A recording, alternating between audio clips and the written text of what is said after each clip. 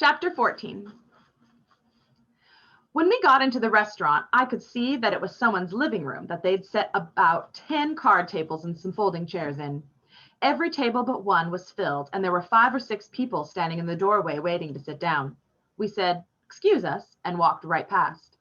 Then the smell of the place got into my nose, and I could tell why folks were lining up to get in. I closed my eyes and took in a big snort of air. It was like someone took an old pot and poured about 100 gallons of hot apple cider and 100 gallons of hot coffee into it, then stirred 8 or 9 sweet potato pies, crusts and all, into that, then let 6 steamy meatloafs float on top of all that, then threw in a couple of handfuls of smashed potatoes, then boiled the whole thing on high. This must be exactly how heaven smells. I could tell by the smell that Mr. Jimmy was telling the truth when he said this was the best restaurant in Grand Rapids. Shucks, I'd eaten in one before, but I'd say that this was the best restaurant in the world. I opened my eyes because the smell was starting to get me dizzy.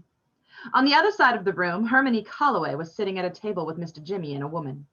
Steady Eddie pointed at the only empty table, one that had a sign saying "Reserved NBC" on top of it, and said, "That's where we're at, over there, bud.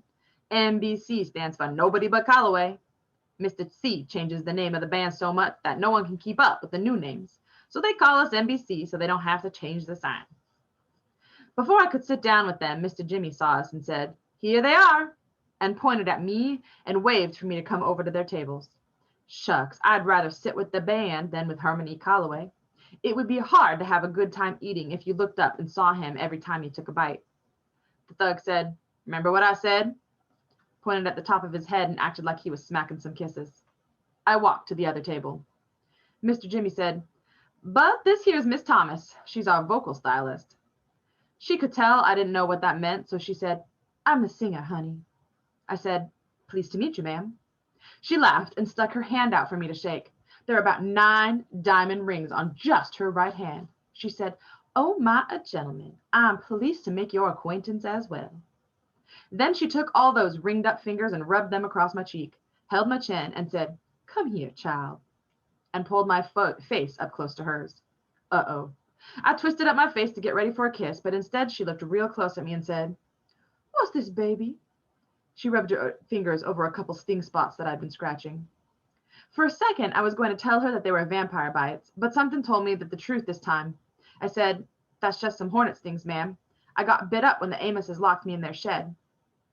It was her turn to twist her face up. "When who locked you up in what shed?" "They were the people the home was paying to look after me. I got bit by their fish head guards." I showed the woman the bite on my hand. I was surprised to see it was puffing out from pus. "My Lord," she said, "Herman, this child's hand is infected. None of you men noticed how he looks?" Hermione Calloway said, "Talk to James. As far as I know, he's the only one who looked at the kid." Mr. Jimmy said, "Well, Grace, to be truthful, I did think the boy's face was a little swole up, but you know how dark it is in the cabin, and by God, there are some folks who just naturally have lopsided heads." She said, "Dark or not, even blind Lemon Jefferson could see something's wrong with this baby's eye. What happened here, Bud?" She touched underneath my eye, as light as a feather. I said, "Well, ma'am, Todd Amos woke me up by shoving a pencil up my nose all the way to the R, and when I went to punch him, I slapped him instead, and it left a big welt on his cheek. So we put off our dukes, and I went at it, and I didn't take long before I knew I couldn't whip him, so I just curled up and fell down." I looked at Hermione Calloway to make sure he was listening to the next part. I wanted to let him know that even though he was real mean, our minds thought about things in the exact same way. I said, "I fell down, ma'am, because the Lord gave me the good sense to know when enough is enough." He acted like he didn't hear. So I kept talking to Miss Thomas. Then Mrs. Amos came, and I could tell that they'd gone through my suitcase, even though they promised they wouldn't, and she locked me up in the shed where those hornets and fish head guards got a hold of me. Miss Thomas looked like this was some real amazing news. Hermione Calloway said, "Sounds like a case of diarrhea of the mouth and constipation of the brain." Miss Thomas gave him a dirty look and said, "You said the home, Bud. What kind of home? Where's your mama?" I said, "She died 4 years ago, ma'am." She put her hand on my shoulder and said, "I'm sorry, sweetheart. How about your daddy? Do you know where he's at?" I said, "Yes, ma'am." She said, "Where is he, honey?" I pointed dead at Herman E. Calloway's big belly again and said, "That's him right there." Miss Thomas looked like she wanted to smile, but she said, "Now, Bud, I've only known you for a couple of minutes, but I can tell your mama did a fine job of raising you. I can see you've had a good, proper upbringing, so I'm kind of surprised that you're pointing like that." She was right. I brought my finger down. I said, "I'm sorry, ma'am." She said, "That's fine, but it wasn't me who got pointed at." I told Herman E. Calloway, "I'm sorry, sir, but I didn't mean it." She smiled and said, "That's better. We all make mistakes. You know what, Bud? You look like you could use a good meal. So why don't you sit right there and join us?" She pointed a ringed covered finger at the empty chair direct across from him. Shucks. How could anyone enjoy their food with Herman E. Calloway staring back at you? But maybe my luck was starting to change. As soon as I sat down, Herman E. Calloway picked up his coffee cup and said, "If you'll excuse me, this is about where I came in," and walked over to where the band was sitting. He told them, "All right, someone's got to give me their seat and go sit with James and Miss Grace. Oh, and my son." For a second, it looked like a stampede of dusky devastators of the Depression. They all jumped up at once and started heading for our table. They saw what they'd done, laughed, and Steady Eddie said, "Take my seat, Mr. C. I want to talk to that kid. He's got the look of a future sax man about him." He came over to our table. Miss Thomas asked me, "Do you mind if I order your supper, Bud?" I said, "No, ma'am. I couldn't believe you got to order what you wanted. I thought you just sat down and they'd bring you whatever was on the stove."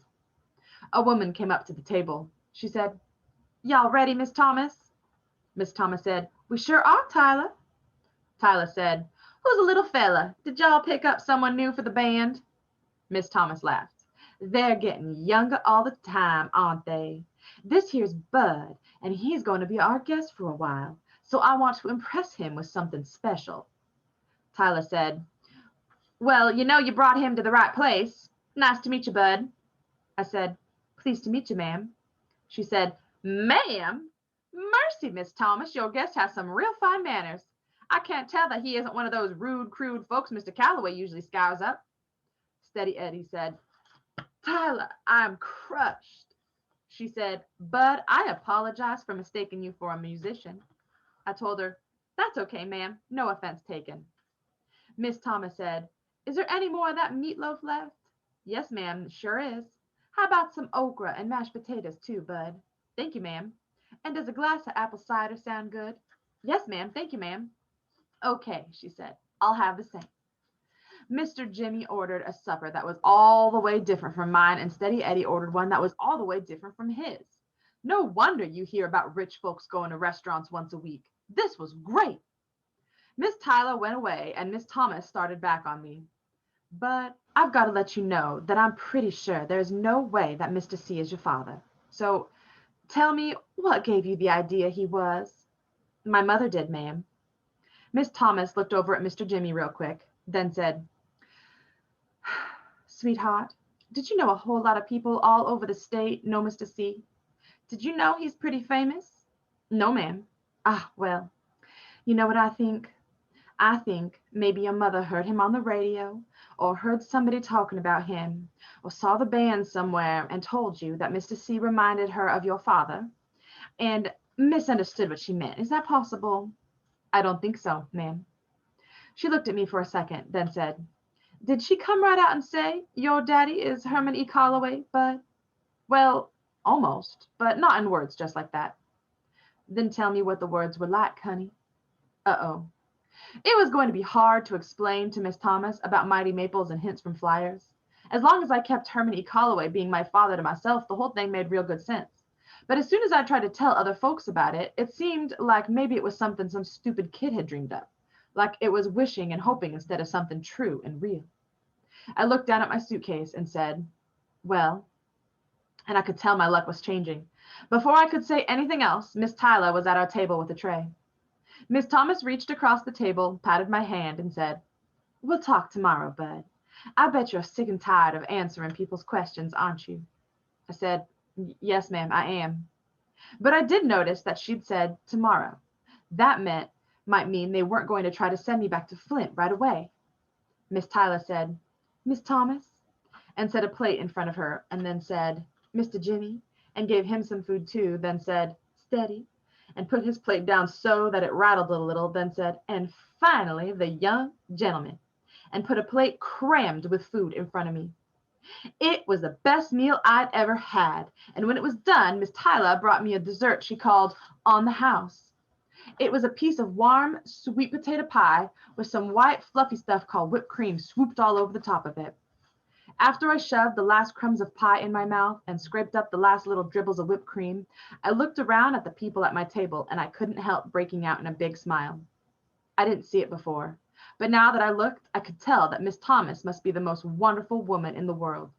When she talked, she moved her hands and fingers around, and the lights from the ceiling and from the little candle on the table would bounce off all them diamonds and spark up in your eye and make you feel like you'd been hit with some kind of magic fairy dust. Then you couldn't help but smile.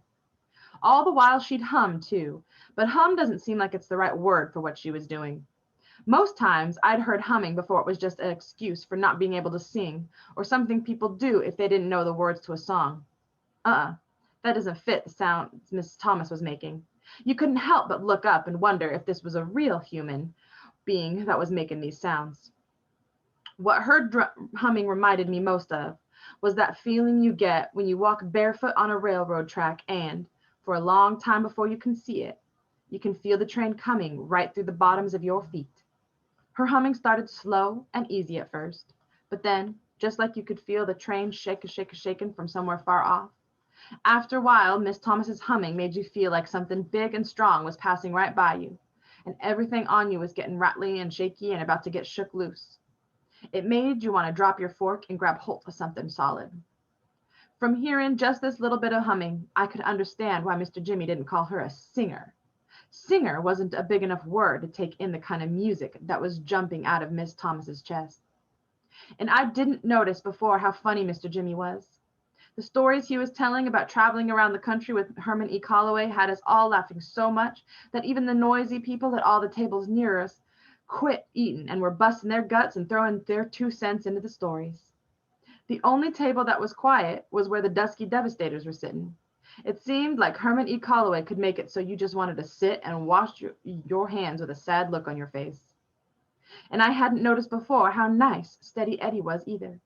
He talked out the side of his mouth and kept his eyes kind of blinked halfway down, especially when Miss Tyler would come to our table to see if we were all right, which she did a lot.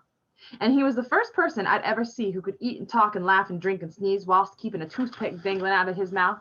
No matter what he'd do, that toothpick always stayed dancing just below his mustache. And Steady Eddie took his time to show me how to play my lips and how to put my fingers like I was really playing a pretend saxophone. I'm not sure exactly when it happened, if it was when I was scraping up the last little drops of melted whipped cream, or if it was when Miss Thomas's fingers got to flinging all that magic fairy dust. But sometime whilst I was sitting in the sweet pea, another seed got to sprouting. Sometime in that smells like heaven place, another mighty maple started digging down its roots and grabbing hold. One second I was laughing my head off, and the next second I was feeling very surprised, because something hit me just as hard as Snaggletooth McNavin had smacked Harmony Calloway. All of a sudden, I knew that of all the places in the world that I'd ever been in, this was the one. That of all the people I'd ever met, these were the ones. This was where I was supposed to be. And Herman E. Calloway could kiss my wrist if he thought he was going to scare me out of this. If he was going to take more than a grouchy old bald-headed guy with a tremendous belly to run me out here. I was smiling and laughing and busting my gut so much that I got carried away and some rusty old valve squeaked open in me, then whoop, zoop, sloop. Tears started jumping out of my eyes so hard I had to cover my face with the big red and white napkin that was on the table. I hadn't been this embarrassed since I woke up and found Mrs. Sleet looking at my legs. I could tell that everyone in the sweet pea had stopped laughing and talking and had started looking at me. But I still couldn't quit bawling. Mama used to tell me that I'd only get one chance to make a first impression, and it looked like I was blowing it with the Dusky Devastators of the Depression. Shucks. Finally, I had to put my face in my arms on top of the table and put the napkin over my head like it was a little blanket, because, try hard as I wanted, I didn't look like I was going to get this doggone valve closed anytime soon. I felt Miss Thomas's hand come up under the napkin and rub real soft and slow, back and forth over my head.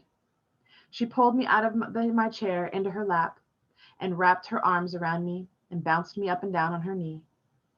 Dang ye. I'd never had any kind of reputation with the bound now. The only thing I could do was hang on to the napkin and try to make it so folks wouldn't notice how wet my face was.